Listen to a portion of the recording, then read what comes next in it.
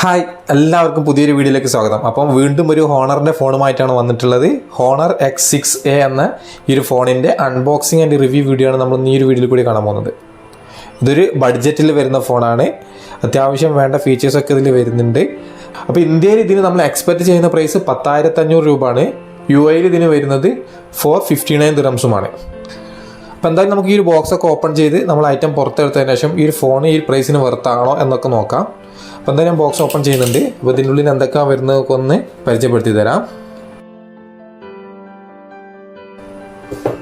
Box open ചെയ്യുമ്പോൾ ഫോണാണുള്ളത്. Phone നമുക്കിവിടെ ഇങ്ങനെ മാറ്റി വെക്കാം ബൂട്ടിങ്ങിലിട്ടിട്ട്. അപ്പോൾ നമുക്കറിയാം ഹോണറിൻ്റെ ഫോണിൻ്റെ ബോക്സിൻ്റെ കൂടെ നമുക്കൊരുവിധ എല്ലാ ആക്സസറീസും കിട്ടാറുണ്ട്. അപ്പോൾ ഇതിൻ്റെ കൂടെ നമുക്ക് കിട്ടിയിട്ടുണ്ട് sim ejecting tool, earphone, type C charging cable, ഒരു ബാക്ക് കേസ് വരുന്നുണ്ട്, സിലിക്കോൺ കേസ്, പിന്നെ ഒരു ഫാസ്റ്റ് ചാർജിങ് അഡാപ്റ്റർ. ഇത്രയാണ് ബോക്സിൻ്റെ കൂടെ കൊടുത്തിട്ടുള്ളത്. അപ്പോൾ ഇതൊക്കെ മാറ്റി വെക്കാം. എന്നിട്ട് നമ്മൾ ഫോൺ നോക്കാം. അപ്പോൾ ഇതാണ് നമ്മൾ ഫോൺ സെറ്റപ്പൊക്കെ ചെയ്തെടുത്തിട്ടുണ്ട്. 6.56 ഇഞ്ചിൻ്റെ HD+ TFT LCD 90 Hz refresh rate വരുന്നൊരു ഡിസ്പ്ലേ ആണ് ഈ ഫോൺ വരുന്നത്. ഒരു വലിയ ക്വാളിറ്റിയുള്ള ഡിസ്പ്ലേ ഒന്നുമല്ല, നമുക്ക് HD+ ഡിസ്പ്ലേ മാത്രമേ കിട്ടുന്നുള്ളൂ. അതുപോലെ തന്നെ വാട്ടർ ഡ്രോപ്പ് നോച്ചോട് കൂടെയുള്ള ഡിസ്പ്ലേ ആണ്. പിന്നെ ചെറിയ രീതിയിലുള്ള ബസൽസ് ഒക്കെ വരുന്നുണ്ട്. താഴ്ഭാഗത്ത് കുറച്ചധികം തന്നെ ഉണ്ട്. ഇപ്പോൾ ഫോണിൻ്റെ ടച്ച് പെർഫോമൻസ് ഒക്കെ നോക്കുന്ന സമയത്ത് ഒരു ആവറേജ് ആണ്. വലിയൊരു സ്മൂത്ത്നെസ് ഉണ്ടെന്ന് പറയാൻ പറ്റില്ല, എന്നാലും കുഴപ്പമില്ല. പിന്നെ പുറത്തൊക്കെ പോയിട്ട് യൂസ് ചെയ്യുന്ന സമയത്ത് കുറച്ച് സൺലൈറ്റുള്ള ടൈമൊക്കെ ആണെങ്കിൽ നമുക്ക് തീരെ ഒരു ബ്രൈറ്റ്നെസ് കിട്ടുന്നില്ല ഡിസ്പ്ലേയിൽ. ഇവിടെ കാണുമ്പോൾ തന്നെ മനസ്സിലാവും, ചെറിയൊരു രീതിയിൽ മാത്രമേ കാണാൻ പറ്റുന്നുള്ളൂ. ഇനി ഫോണിൻ്റെ ബാക്ക് സൈഡ് നോക്കുകയാണെങ്കിൽ ഒരു മാറ്റ് ഫിനിഷിൽ വരുന്ന ഒരു പ്ലാസ്റ്റിക് ബോഡിയാണ്. ലൈറ്റൊക്കെ തട്ടുന്ന സമയത്ത് റിഫ്ലക്റ്റ് ചെയ്യുന്നത് കാണാം. 2-3 കളറൊക്കെ മിക്സ് ചെയ്ത് കൊടുത്ത പോലെ ഉണ്ട്. അതുപോലെ 3 ക്യാമറയും ഒരു ഫ്ലാഷാണ് കൊടുത്തിട്ടുള്ളത്. ഇതേ ഒരു ഡിസൈൻ തന്നെയാണ് ഹോണറിൻ്റെ ഇങ്ങനെയുള്ള ബഡ്ജറ്റ് ഫോണിൽ വരുന്നത്. അതിനൊന്നും യാതൊരു മാറ്റവും വരുത്തിയിട്ടില്ല. 158 ഗ്രാമാണ് ഇതിൻ്റെ ഒരു ഭാരം വരുന്നത്. അതുപോലെ തന്നെ അത്യാവശ്യം സ്ലിം ആയിട്ടുള്ള ഫോണാണ്, അത്ര വലിയ തിക്കൊന്നുമില്ല. ഈ ഫോൺ വരുന്നത് 3 കളറിലാണ്. നമ്മളെ കയ്യിലുള്ള സ്കൈ സിൽവർ, അതുപോലെ തന്നെ സിയാൻ ലൈക്ക്, മിഡ് നൈറ്റ് ബ്ലാക്ക്. ഇനി ഫോണിൻ്റെ താഴ്ഭാഗത്തായിട്ട് ടൈപ്പ് സി ചാർജിങ് പോർട്ട്, ഒരു സ്പീക്കർ ഗ്രില്ല്, ഒരു മെയിൻ മൈക്ക്, പിന്നെ 3.5 mm ഹെഡ്ഫോൺ ജാക്ക്. ഇനി റൈറ്റ് സൈഡിലായിട്ടാണ് പവർ ബട്ടൺ. ഇതിൻ്റെ മുകളിൽ തന്നെയാണ് ഫിംഗർ പ്രിൻറ്റ് സെൻസറും വരുന്നത്. പിന്നെ വോളിയം അപ്പ് ആൻഡ് ഡൗൺ ചെയ്യാനുള്ള ബട്ടനും, മുകളിലൊരു സെക്കൻഡറി നോയ്സ് ക്യാൻസലേഷൻ മൈക്ക്, പിന്നെ സിം ട്രേയും ഇവിടെ തന്നെ ഉള്ളത്. പിന്നെ ലെഫ്റ്റ് സൈഡിലായിട്ട് ഒന്നും തന്നെ കൊടുത്തിട്ടില്ല. അപ്പോൾ ഈ സിം ട്രേ ഒന്ന് നമുക്ക് ഓപ്പൺ ചെയ്ത് നോക്കാം.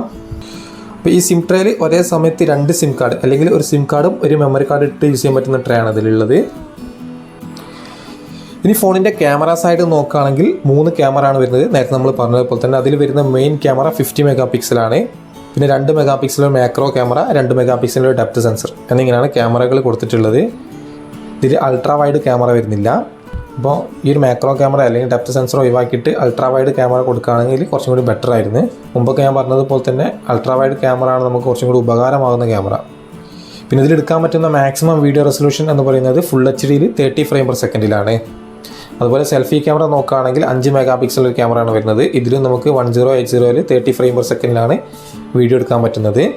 അപ്പോൾ ഇതിൻ്റെ റിയർ ക്യാമറയും സെൽഫി ക്യാമറയും ഉപയോഗിച്ച് എടുത്തിട്ടുള്ള കുറച്ച് ഫോട്ടോസിൻ്റെ വീഡിയോസിൻ്റെ സാമ്പിൾസ് കണ്ടിട്ട് വരാം. അപ്പം മനസ്സിലാവും എത്രമാത്രം ഉണ്ട് ഇതിൻ്റെ ക്യാമറ ക്വാളിറ്റി എന്ന്.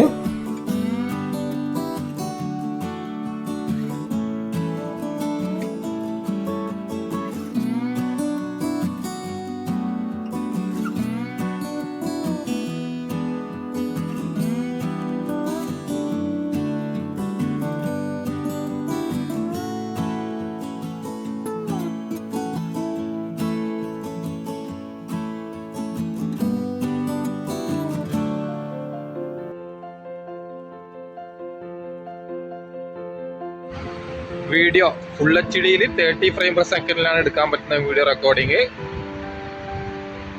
റോഡ് സൈഡിലായതുകൊണ്ട് തന്നെ നല്ല സൗണ്ട് ഉണ്ട് വണ്ടിൻ്റെ. സ്റ്റെബിലൈസേഷൻ ഓപ്ഷൻ ഒന്നും വരാത്തതുകൊണ്ട് അത്യാവശ്യം നല്ല ഷെയ്ക്കും ഉണ്ട് വീഡിയോക്ക്. വീഡിയോൻ്റെ ക്വാളിറ്റി നിങ്ങൾക്ക് ഇവിടെ കാണാം എത്രമാത്രം ഉണ്ട് എന്ന്. ആവറേജ് ക്വാളിറ്റി മാത്രമേ ഉള്ളൂ.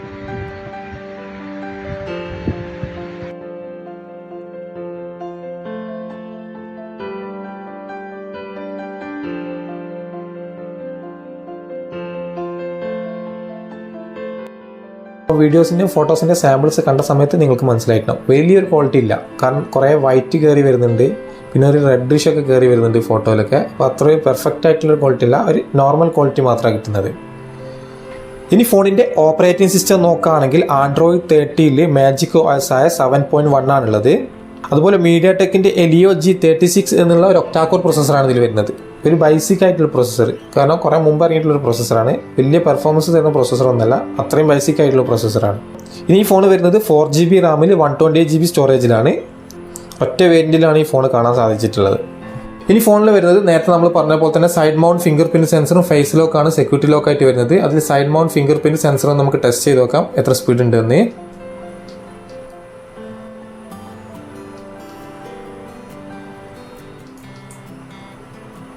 ഇപ്പോൾ ഫിംഗർ പ്രിന്റ് സെൻസർ നിങ്ങൾക്ക് ഇവിടെ കാണാം, ഒരു ആവറേജ് സ്പീഡാണ്, വലിയ സ്പീഡില്ല, എന്നാലും നല്ല സ്ലോ അല്ല, ഒരു മീഡിയം റേഞ്ചിലാണ് വർക്ക് ആവുന്നത് ഫിംഗർ പ്രിന്റ് സെൻസർ. ഇനി ഫേസ് ലോക്ക് നോക്കാം എത്ര സ്പീഡ് ഉണ്ടെന്ന്. ഫേസ് ലോക്ക് ആണെങ്കിലും ഫിംഗർ പ്രിന്റ് വർക്ക് ചെയ്തപോലെ തന്നെ ഒരു ആവറേജ് സ്പീഡാണ്, ഭയങ്കര ഫാസ്റ്റും അല്ല നല്ല സ്ലോ അല്ല, അങ്ങനെയാണ് വർക്ക് ആവുന്നത്.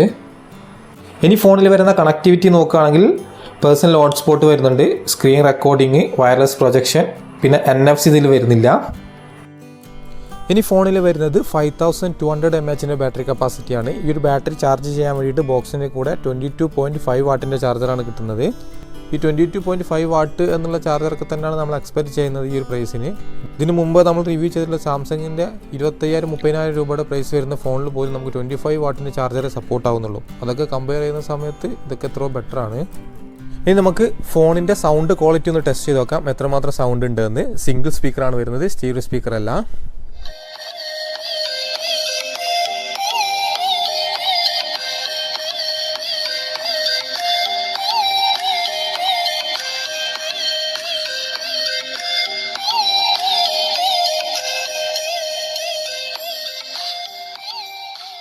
ഇപ്പോൾ സൗണ്ട് കേട്ട സമയത്ത് മനസ്സിലായിട്ടുണ്ടാവും, അത്യാവശ്യം നല്ല ലൗഡ് സൗണ്ടും കിട്ടുന്നുണ്ട്, നല്ല ക്ലിയർ സൗണ്ടാണ് വരുന്നത്. സൗണ്ടിലൊന്നും യാതൊരു കുഴപ്പമില്ല, ഓക്കെയാണ്.